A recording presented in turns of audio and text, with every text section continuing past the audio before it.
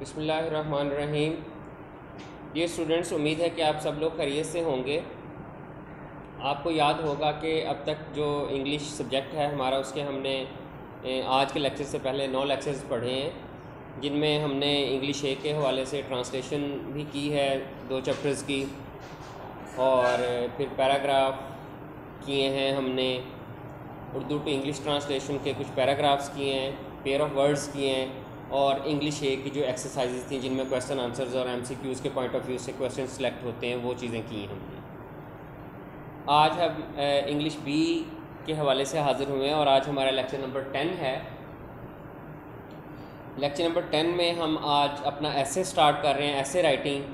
तो ऐसे राइटिंग का एक मुख्तसर सा तारुफ मैं आपको देना चाह रहा हूँ कि ये ऐसे जो है, ये एक ऐसी कंपोजिशन होती है जिसमें आप कुछ मीनिंगफुल सेंटेंसेस लिखते हैं। वो किसी थीम या सब्जेक्ट पर भी हो सकते हैं और किसी ऑब्जेक्ट पर भी हो सकते हैं। थीम या सब्जेक्ट जैसे होता है कि आप अपने माई लास्ट डे एट स्कूल है, स्पोर्ट्स एंड गेम्स है, और इसी तरह के जो एसेस होते हैं ये थीम या सब्जेक्ट कहलाते हैं। और ऑब्जेक्ट जो होते हैं, जैसे माई चेयर पर ऐसे लिखें, माई हाउस पर ऐसे लिखें, माई टेबल पर ऐसे लिखें, ठीक है। इस तरह के जो एसेस होते हैं ये ऑब्जेक्ट पर एसेस कहलाते हैं। मकसद क्या होता है इन एसेस को लिखवाने का? इन एसेस को ज़ाहिर है, असल में तो आपको पता होगा कि 9th क्लास में आपने ग्रामर पढ़ी होती है और उसमें टेंसेस भी किए हुए होते हैं। 10th में भी फिर आप करते हैं, और अपने इब्तदाई सेशंस जो होते हैं उनमें भी ग्रामर जो है वो करते रहते हैं और साथ उसके टेंसेस भी करते हैं। तो असल मकसद उन टेंसेस का, उस ग्रामर का ये होता है कि आपको इंग्लिश बतौर ज़बान आपको आ जाए, उसका इस्तेमाल आ जाए, उसको छोटे छोटे सेंटेंसेस बनाने आ जाएं, और एवरीडे लाइफ में जब कभी आप अपना जो एक्सप्रेशंस हैं वो इंग्लिश में करना चाहें या देना चाहें, तो आपको एटलीस्ट इतनी एबिलिटी आप में होनी चाहिए कि आप उसको प्रोड्यूस कर सकें। तो जब हम एक ऐसे की बात करते हैं, तो ऐसे की जो कंपोजिशन होती है उससे जो एक टीचर होता है या एक एग्जामिनर होता है वो क्या जज करता है? वो आपकी वोकैबुलरी जज करता है, आपका यूज़ ऑफ सेंटेंसेस जज करता है। आप सेंटेंसेस को टेंसेस के मुताबिक यूज़ करते हैं, ऑटोमेटिक सेंटेंसेस यूज़ करते हैं, और जो उस सब्जेक्ट से मुतल्लिक, उस थीम से मुतल्लिक जो आपको दिया जाता है या ऑब्जेक्ट के मुतल्लिक आपका नॉलेज चेक किया जाता है। तो यानी एक ऐसे लिखते हुए आपने सबसे पहले देखना होता है कि आपके टेंसेस जो हैं और उन टेंसेस की बिहाफ पर जो आप सेंटेंसेस बना रहे हैं वो अच्छे होने चाहिए। उसमें वोकैबुलरी का इस्तेमाल होना चाहिए जो आप बचपन से सीखते हैं। वोकैबुलरी आपको याद है ना छोटी क्लासेस में कि आज हमने 10 words of form of verbs के करने हैं, आज इतने वर्ड्स करने हैं। वो form of verbs actually form of verbs तो टेंस के लिए होती हैं, लेकिन इनफैक्ट वो आपकी वोकैबुलरी होती है जो टाइम टू टाइम इन्हेंस होती जाती है। 2 क्लास, 3 क्लास, 4 क्लास से ग्रेजुअली जब आप 10 तक आते हैं तो आप डिफरेंट फॉर्म ऑफ वर्ब्स पढ़ते हैं। वो फॉर्म ऑफ वर्ब्स आपकी वोकैबुलरी बनते जाते हैं, यानी ज़ख़ीरा अल्फाज बनते जाते हैं। तो जब आप बड़ी क्लासों में आते हैं फिर एक ऐसे लिखने को मिलता है। जैसे 10th में हम ऐसे करते हैं तो आपकी जो ग्रामर बुक है इसमें तकरीबन 16 to 17 ऐसे जो हैं वो उन्होंने कंपोज फॉर्म में दिए हैं, यानी लिखे हुए ऐसे हैं ताकि आपको स्टाइल आ जाए। फिर उसके बाद आउटलाइन ऐसेज की दी हुई हैं, आगे 5-7 ऐसेज ऐसे हैं जिनकी आउटलाइंस दी हुई हैं ताकि आप उन आउटलाइंस को लेकर एक ऐसे डिटेल्ड फॉर्म में बना सकें, अपनी वोकैबुलरी को यूज़ करते हुए एक अच्छा सेंटेंस कंपोज करें। एक ऐसे के अंदर जब आप एक नई बात स्टार्ट करते हैं तो आप उसको पैराग्राफ में डिवाइड करते हैं, यानी पहला पैराग्राफ इंट्रोडक्शन का होता है। फॉर एग्जांपल हमारा आज का जो पहला ऐसे है वो है माई लास्ट डे एट स्कूल। तो फॉर एग्जांपल आप इसको स्टार्ट करते हैं तो शुरू में आप इंट्रोडक्शन देंगे कि जो डेज होता है, फर्स्ट डे और लास्ट डे जो स्कूल का होता है वो हमेशा मेमोरेबल होता है। We remember that day always in our life. इस तरह 4-5-6 सेंटेंस उसके मतलब लिखते हुए फिर आप बताते हैं कि मुझे भी अपने स्कूल का पहला दिन, I still remember my last day at school. तो उस दिन जो आपने इंजॉयमेंट की, जो सारी चीज़ें आप उसमें इंग्लिश में सेंटेंस बना बना कर लिखते हैं। उसका एक स्टाइल जो है ग्रामर बुक में भी दिया हुआ है। तो इसी तरह एफएससी में और मैट्रिक में ऑलमोस्ट ऐसे वो आते हैं जो आपने ऑलरेडी जो है उनको तैयार किया हुआ होता है अपने नोट्स से, अपनी बुक से। जब आप बड़ी क्लासेस में जाते हैं या कम्पिटिटिव एग्ज़ाम्स में जाते हैं, उन एग्ज़ाम में फिर एसेज जो हैं वो बहुत लेंथी एसेज होते हैं और उसके अंदर ऐसे ऐसे टॉपिक भी आ जाते हैं जिन पर आपके पास नॉलेज तो होता है लेकिन आपने कहीं वो लिखा हुआ नहीं होता, पढ़ा हुआ नहीं होता। फिर आप अपनी नॉलेज की बिहाफ पर, अपनी ग्रामर की बिहाफ पर उस ऐसे को कंपोज करते हैं, तो वो ऐसे राइटिंग जो है उसमें आपको मार्क्स मिलते हैं। 100 मार्क्स का ऐसे राइटिंग कम्पिटिटिव एग्जाम्स में आता है CSS में। जो मुकाबले का इम्तिहान है पाकिस्तान का सबसे बड़ा। तो ये थोड़ा सा एक इंट्रोडक्शन था।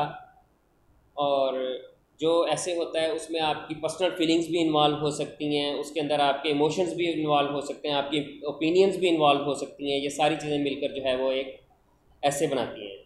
तो जब इस तरह की इंफॉर्मेशन जो मैंने आपको बताई है, आपके पास नॉलेज हो, आपके पास ग्रामर के रूल्स पता हो, आपको टेंसेस आते हों, तो मेरा ख्याल है कि फिर एक छोटा सा ऐसे लिखने में हेजिटेशन नहीं होनी चाहिए। तो ऑनलाइन लेक्चर्स चल रहे हैं, इस वजह से ऑनलाइन लेक्चर्स में मैं आपको रीड करवाऊंगा। ऐसे हमने ये ऐसे इस तरह रीड नहीं करना कि जैसे हम बामुहावरा तर्जमा करते हैं इंग्लिश का। इस ऐसे को सिर्फ हमने रीड करना है।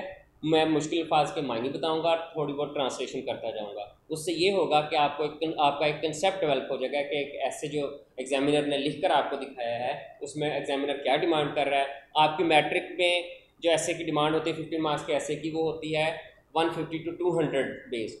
जो आपकी पीटीबी की ग्रामर बुक है, इस पीटीबी की ग्रामर बुक के एसेज मैंने जो मेरी अपनी स्कूल की ग्रामर बुक है उसमें ब्लू कलर की जो आपके पास है मेरी लिखी हुई, उसमें भी शामिल किए हैं। लेकिन उसके अलावा मैंने एक्स्ट्रा एसेज वो दोबारा लिखे हैं नोट्स की फॉर्म में, जिसमें मैंने 5 से 6 कोटेशंस हर ऐसे में दी हैं। तो जो हमारे अच्छे स्टूडेंट्स हैं, आई होप दैट कि वो डेफिनेटली उन एसेज को तैयार करेंगे क्योंकि उनके पास कहीं भी 1 या 2 मार्क्स की भी गुंजाइश नहीं होती कि वो अपने 1 या 2 मार्क्स भी कट करवाएं एग्जाम में। तो उन्होंने मैक्सिमम प्रोड्यूस करके दिखाना होता है। मैं रीड आउट मीडियोकर स्टूडेंट्स के लिए और उन स्टूडेंट्स के लिए जो मिलाकर एसेज को तैयार करना चाहते हैं, पीटीबी की बुक का ऐसे रीड आउट करूँगा। जो मेरे अच्छे स्टूडेंट्स हैं वो मेरी नोट्स के एसेज को खुद पढ़ेंगे, उसमें जो वोकैबुलरी आपको प्रॉब्लम करे आप वो ऑनलाइन जो है व्हाट्सएप ग्रुप के थ्रू मुझसे डिस्कस कर सकते हैं। और अक्सर जो बच्चे हैं वो डिस्कस कर भी रहे हैं, और डेफिनेटली जो डिस्कस कर रहे हैं वो तैयार भी कर रहे होंगे, और इस लेबर का फ्रूट उनको तब मिलेगा जब आपके इंस्टीट्यूट्स ओपन होंगे या एग्ज़ाम्स की अनाउंसमेंट्स होगी। डेफिनेटली फिर हमारे पास इन चीज़ों को पढ़ने का टाइम नहीं होगा, सिर्फ लर्न करने का टाइम होगा। तो ऐसे की रीडिंग जो है वो स्टार्ट करते हैं। बाज़ बात ऐसा होता है कि एग्ज़ाम में ऐसे के साथ पैराग्राफ भी आ जाता है, पैराग्राफ राइटिंग। जो पैराग्राफ राइटिंग होता है उसमें चीज़ों को सिंपल अंदाज में पुट किया जाता है और एक ही पैराग्राफ में लिखा जाता है, कोई डिटेल नहीं होती उसके अंदर। तो आप अगर इन केस ऑफ एमरजेंसी मैं उन स्टूडेंट्स की बात कर रहा हूँ, फॉर एग्जांपल आपने my last day at school ऐसे में याद किया है और आपको वो पैराग्राफ में आ गया, ऐसे में वो टॉपिक नहीं आया, तो एक छोटा सा शॉर्टकट मैं उन बच्चों के लिए बता रहा हूँ। वो उस ऐसे को थोड़ा शॉर्ट करते हुए पैराग्राफ की फॉर्म में बगैर पैरा बनाए एक ही पैराग्राफ में लिख देंगे, तो उससे में भी उनको एटलीस्ट 0 की बजाय या 2-4 नंबर की बजाय 7-8 नंबर मिल सकते हैं। तो पहली प्रायोरिटी ये है कि हम ऐसे को अच्छे तरीके से तैयार करें। उसमें आपकी वोकैबुलरी अच्छी होनी चाहिए, टेंस पर ग्रिप होनी चाहिए, सिंपल सेंटेंसेस की प्रैक्टिस होनी चाहिए जो हम उधर पैराग्राफ में भी कर रहे हैं, पहले टेंसेस में भी किए और अब हम एसेज की फॉर्म में भी लिखे हुए पढ़ेंगे कि किस तरह ऐसे कंपोज किया जाता है। तो इसमें फर्स्ट पैराग्राफ में मैं रीडिंग करूँगा और जो डिफ़िकल्ट वर्ड्स हैं उनके मीनिंग्स लिखवाऊँगा। आपने मेरे साथ रीडिंग करनी है और उनके वर्ड्स के मीनिंग लिखते जाना ताकि आपको वोकैबुलरी जो है वो एक बनती जाए।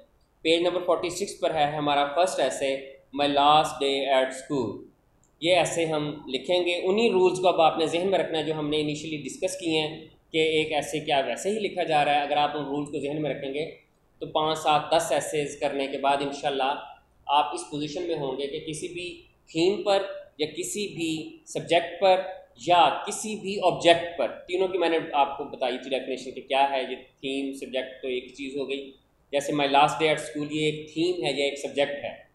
और अगर माय चेयर या माय टेबल पर ऐसे आ जाए या माउंटेन्स पर ऐसे आ जाए, ठीक है, तो वो फिर आपका क्या हो जाएगा, ऑब्जेक्ट हो जाएगा। तो ये सब्जेक्टिव ऐसे हम कर रहे हैं। The first and the last day at school are of unique significance for students. कि पहला और आखिरी दिन बच्चों के लिए स्कूल में जो पहला और आखिरी दिन होता है वो उनके लिए बड़ी खसूसियत रखता है। While the first day at school में काज एंजाइटी, एंजाइटी कहते हैं बेचैनी को, फियर डर, एंड नर्वसनेस घबराहट। कहता है कि मे भी हो सकता है कि पहला दिन जो स्कूल में हो किसी भी स्टूडेंट का वो उसके लिए बेचैनी पैदा कर दे। ज़ाहिर है 5-6 घंटे एकदम से बैठना पड़ता है, डर पैदा कर दे। टीचर्स, अब नया स्टूडेंट्स जो आता है उसको तो टीचर तकरीबन 1 वीक 2 वीक्स क्वेश्चन भी नहीं करते कि ये घबरा ना जाए, लेकिन वो जो साथ के पुराने स्टूडेंट्स होते हैं उनको टीचर डांट रहे होते हैं, पनिश भी बाज़ का थोड़ा बहुत कर देते हैं, स्नब भी कर देते हैं, तो वो बच्चा जो है वो डर भी रहा होता है फर्स्ट डे कि ये क्या बन रहा है भी, ये तो स्कूल ऐसा हो सकता है, सख्त तो नहीं है, टीचर ज़्यादा हार्ड तो नहीं है बच्चों पर, और नर्वस घबराहट भी होती है उसका, nervousness. The last day is surely a day of hope, लेकिन जो आखिरी दिन होता है वो उम्मीदों से भरा दिन होता है। क्यों? आप अपनी एक स्टेज पास कर रहे होते हैं, मैट्रिक की एक जो स्टेज है उसको पास कर रहे होते हैं, वो आपके दिल में एक नई उम्मीद होती है कि now you are planning to go to college, you are planning to join good college of your city according to your marks, आप प्लानिंग कर रहे होते हैं ये सारी चीज़ें। कॉन्फिडेंस, एतमाद भी होता है, ज़ाहिर है उस दिन आप अपने आप को प्राउड फील कर रहे होते हैं कि हमने 8 साल 10 साल स्कूल में गुजारे हैं और आज हम यहाँ से पास आउट हो रहे हैं और अपनी ज़िंदगी की पहली जो सीढ़ी है उसको भी क्रॉस कर रहे हैं, पार कर रहे हैं। एंड प्रिपेयरनेस का मतलब होता है तैयारी का, ज़ाहिर आने वाले टाइम के, आने वाले वक्त की तैयारी भी, वो भी प्लानिंग चल रही होती है। तो ये एक इंट्रोडक्टरी पैराग्राफ है, इसको देखें आप, बड़े प्यारे और आसान अल्फाज में लिखा गया है। जो आपके नोट्स में एसेस हैं उनमें ज़रा मैंने डिफरेंट किया है, कोटेशन भी दी है, और जो बच्चे हैं वो वहाँ से करेंगे तैयार, और उसमें जो वोकेबलरी प्रॉब्लम करेगी वो you may take help from the dictionary और you may take help through my WhatsApp number. Okay. My last day at school is still fresh in my memory, मेरा स्कूल में जो आखिरी दिन था वो भी मेरे जहन में, मेरी याददाश्त में हमेशा से ताज़ा है, यानी स्टिल फ्रेश, अभी तक ताज़ा है। आई फेल्ट, पास्ट टेंस चल रहा है क्योंकि लास्ट डे की बात हो रही है, गुजर चुका है दिन, तो ये पास्ट टेंस में टेंस चल रहा है। अब आप देखें, I felt much relaxed because, मैंने बहुत आराम महसूस किया उस दिन, ऐसे पास्ट टेंस फील की फेल्ट, बिकॉज क्योंकि there was no teaching work that day, क्योंकि उस दिन टीचर्स का कोई दिया हुआ काम नहीं था करने के लिए, मौजें लग गई थी हमारी, आखिरी दिन जो था।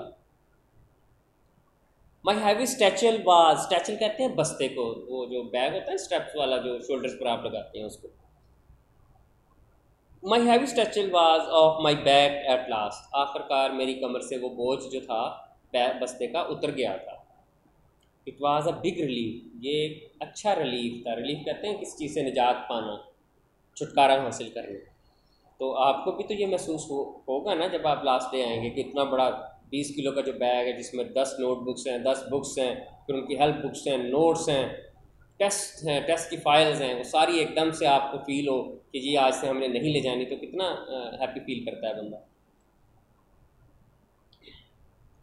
आई टुक द बस क्वाइट लेयरली, लेयरली का मतलब होता है बिल्कुल सुस्त रोई से, आराम आराम से, वरना पहले क्या होता है टेंशन, यार लेट ना पहुँचें गेट पर, वरना सर डिसिप्लिन इंचार्ज रोक लेंगे, सर देख लेंगे, प्रिंसिपल देख लेंगे, टीचर डांटेंगे क्यों लेट आए हो। तो उस दिन तो कोई टेंशन ही नहीं थी क्योंकि उस दिन तो आप अपना लास्ट डे मनाने जा रहे हैं, फेयरवेल लेने जा रहे हैं अपने जूनियर्स से। And got off at the school bus stop, और स्कूल बस स्टॉप पर उतर गया, गेट की second form got off. I made my way through small groups of school fellows. Made my way अपना रास्ता बनाया, स्मॉल ग्रुप, छोटे छोटे जो ग्रुप स्कूल फेलोज, स्कूल के जो मेरे साथी थे उनके दरमियान से मैंने अपना रास्ता बनाया। Talking Noisli and good many bracing with one, talking, वो बड़े मज़े से एक दूसरे से बातें कर रहे थे और एक दूसरे से बगलगीर हो रहे थे, यानी जैसे आप ब्रेक टाइम में हो रहे होते हैं या ऑफ टाइम पे बड़ी खुशी होती है आपको, या वीकेंड पर जब आप जाते हैं तो खुशी फील करते हैं ना, उसी तरह वो भी खुश हो रहे थे। Our juniors of 9th class hosted a farewell party, ये जैसे एज़ पर रूल्स दस्तूर जो है हमारे स्कूल्स का, जूनियर्स जो हैं वो फेयरवेल पार्टी देते हैं, अलविदाई पार्टी देते हैं। तो our juniors of 9th class के जूनियर्स ने होस्टेड हमारी मेहमान नवाजी की फेयरवेल पार्टी से, and entertained us with a variety of sweet meat and tea, और हमें इंटरटेन किया, हमारी खिदमत की, खुशामदीद कहा, with a variety of sweet meat and tea, चाय और दूसरी मीठी चीज़ों से। ये कैंडीज़ भी हो सकती हैं, स्वीट मीट हम कैंडीज़ को भी कह सकते हैं, क्रिस्टल फॉर्म में जो मीठी की चीज़ें होती हैं, और दूसरी स्वीट्स को भी कह सकते हैं। तो ये आपके 2 पैराग्राफ आपके हो गए। अब जो तीसरा और लास्ट पैराग्राफ है वो हम कर रहे हैं। आवर वर्दी headmaster and kind teachers also participated, हमारे वर्दी मीन इज़्ज़त माप हेडमास्टर्स और मेहरबान टीचर्स असाजा कराम also participated past definite tense pure, उस उन्होंने भी इसमें हिस्सा लिया, पार्टिसिपेटेड। फॉर्मल, फॉर्मल कहते हैं रस्मी। फेयरवेल स्पीचेस, अलविदाई तकरीरें वर मेड की गई ऑन द ओकेजन, इस मौका पर, ओकेजन मौका पर। A boy sang a ghazal and delighted the audience with his melodious voice. A boy, एक लड़के ने, sang a ghazal, ghazal गाई, and delighted the audience, और सामईन को उसने डिलाइट किया, खुश किया, with his melodious voice, अपनी मधुर आवाज़ से।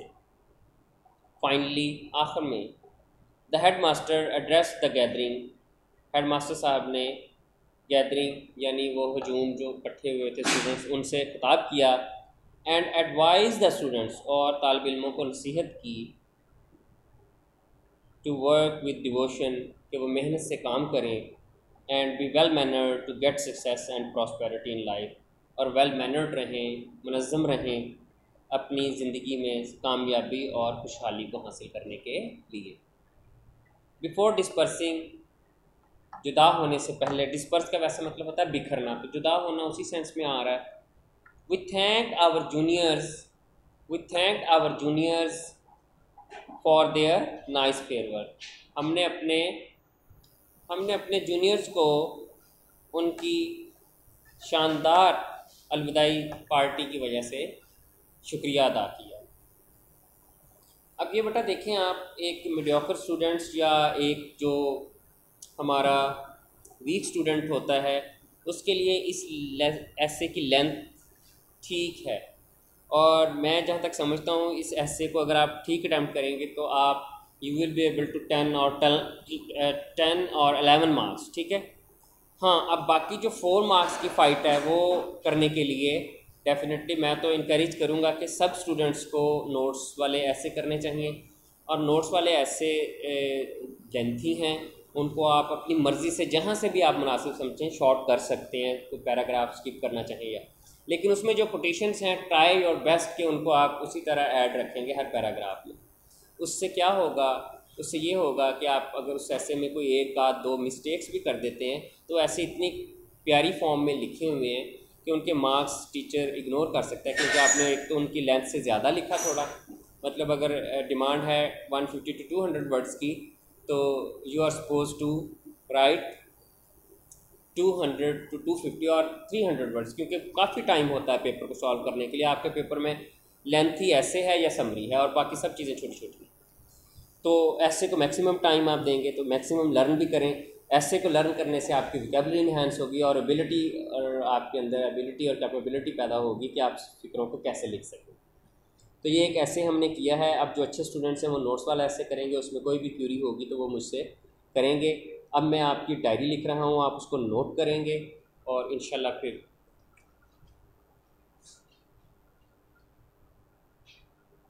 डायरी।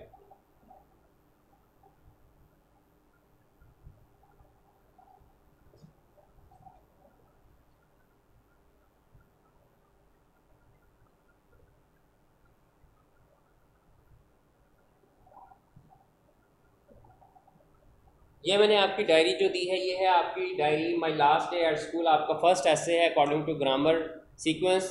आप इसको लर्न भी करेंगे और उसकी रफ प्रैक्टिस भी करेंगे। अगर सारे की ना हो तो हाफ की कर सकते हैं, हाफ की फिर बाद में हो जाएगी, ये टेस्ट में हो जाएगी। तो ये आपकी डायरी है बेटा। इंशाल्लाह नेक्स्ट फिर आपका नेक्स्ट लेक्चर में मिलेंगे और होप्स हो के नेक्स्ट ऐसे फिर हम दोबारा डिस्कस करेंगे। थैंक यू, अल्लाह हाफ़िज़।